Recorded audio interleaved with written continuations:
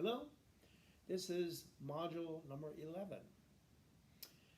Remember when we talked about the modular programs? Mentioned SAPA, SKIS, and ESS?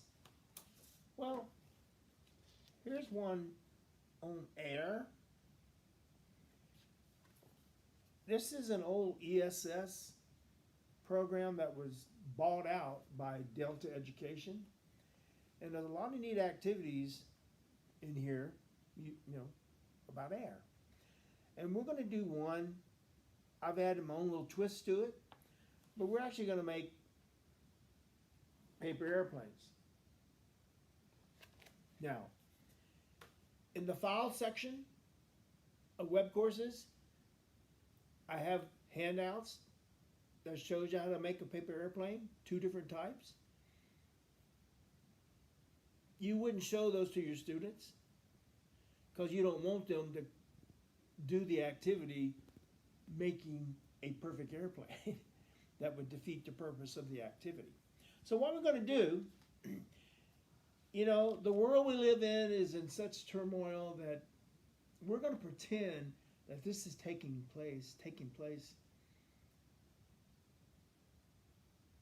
in a galaxy far, far away. So it's all fictitious, right? Your classroom would be a planet. Your students in their groups, each group would be a country on that planet. And the planet's at war. These countries are fighting each other, and they have to design an air force. So that's what the purpose of making the airplanes would be, to design an air force.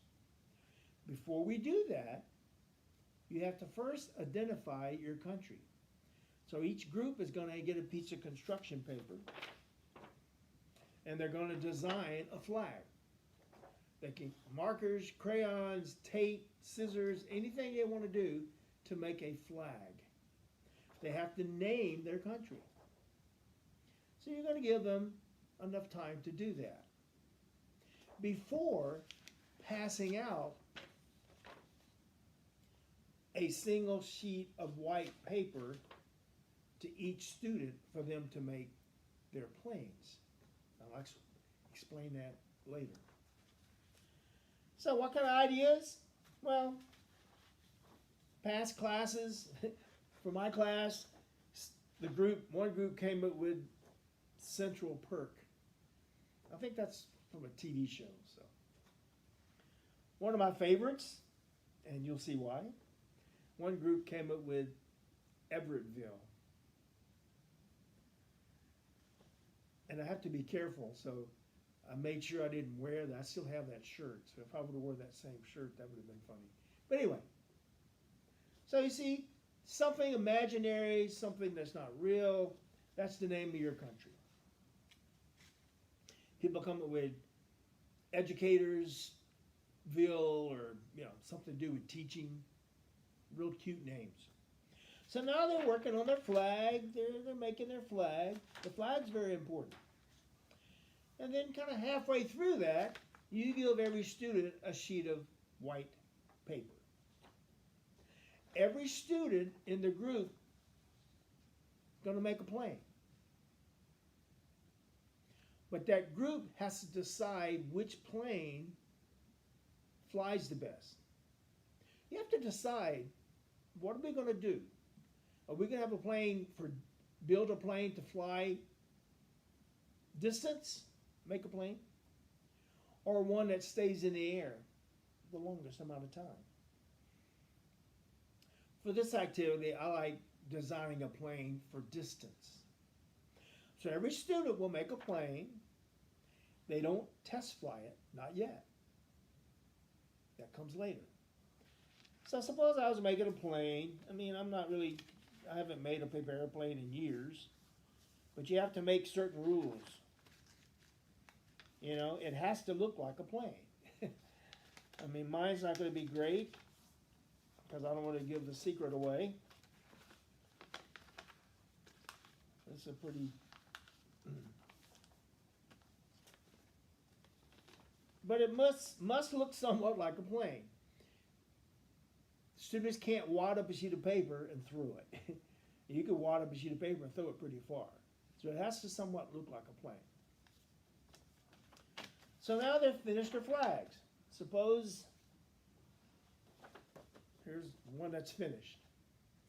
Each country will identify themselves. We are a country, this is our name of our country, we stand for this, blah, blah, blah, whatever. They could have a song they could sing, whatever. Now, here's the tricky part. Each group needs to take all of their planes and go to a secluded area and test fly their plane. The ideal place would be in a gymnasium. Some schools have them, some schools don't. Outside's no good. What happens if you go outside? What can really mess up your plane? Well, the weather, but mainly wind. We don't want any wind, right? So now they're test flying their plane. Make sure they're secluded because they may have spies from other countries watching the planes. Each group is going to find one plane that's the best one to use. And they're going to find the best pilot to throw it. The person that made the best plane may not be the best person to fly it. So then what you do, you find a place with enough space to have all the pilots from each country stand up and fly the plane like a competition. Go through each country, one trial, one throw. Where the plane hits, that's where you put the flag to mark the spot. Okay? You go through all the countries, then you do a second trial. If the second time a country pilot throws the plane, if it goes further, you move the flag. Someone has to bring the plane back to the person. If the second time you throw the plane, it doesn't go as far as the first time, you leave the flag where it is. We're going to do best of 3. And we're going to go country, country, country, country, country. We're not going to go 3 trials at the same time. We're going to go in the same order each time you do it. So now you look at the results. You say, okay, here's the plane that went the furthest. How is it designed?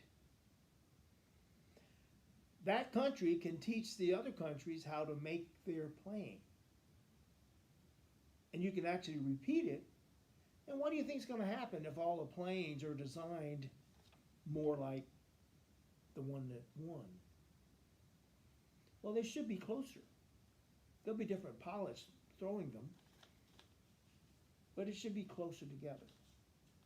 You could add some variety to this. You can measure, take a meter stick and measure how far the planes fly. You could graph that. Oh, one thing I need to remind you of. You can color, cut anything you want to do to the flag, but the plane should remain a single sheet of paper with nothing added to it. You can't write on it, you can't add tape, paper clips. If you do allow tape, one little piece is all, and they can, it has to be the same. But yeah, you keep it a single sheet of white paper. I can't tear any off. It has to remain this same amount. So now we're thinking of variables. You're saying paper airplane? What is this? Is this science? Sure it is. The design of the plane is your independent variable. The distance flown, that's the dependent variable. A single sheet of white paper, that's a control. having the same pilot throw it each time for each country, that's a control. I was in charge of the paper airplane competition at the Physics Olympics one time here at UCF. This was a long time ago when I first came here. And the contest rules was to design a plane that will stay in the air the longest amount of time. Well, there was one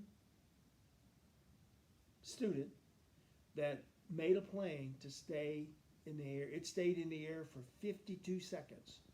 I'll never forget that. That's a long time. It wasn't a streamlined plane for distance. It's made a little bit different. He threw it straight up in the air. This was in the old UCF arena. It went straight up in the air, almost to the ceiling, and when it came down, it started making a loop. And each time it lowered just a little bit. 52 seconds. So this is a neat little activity based on the activity that's in this air book. And your handout includes, in the file section, your handout is a copy of instructions on making a pointed nose glider. The pointed nose glider is the one for distance, and there's also a handout on a blunt nose glider. The blunt nose glider is for staying in the air the longest. But you don't want to share this with the students before you do the activity. Part of the fun is the different designs you're going to have with the planes. And at the end, you can give them a handout to show them how to make one like this. So I don't remember if Everettville won that particular day, but I think it should, right?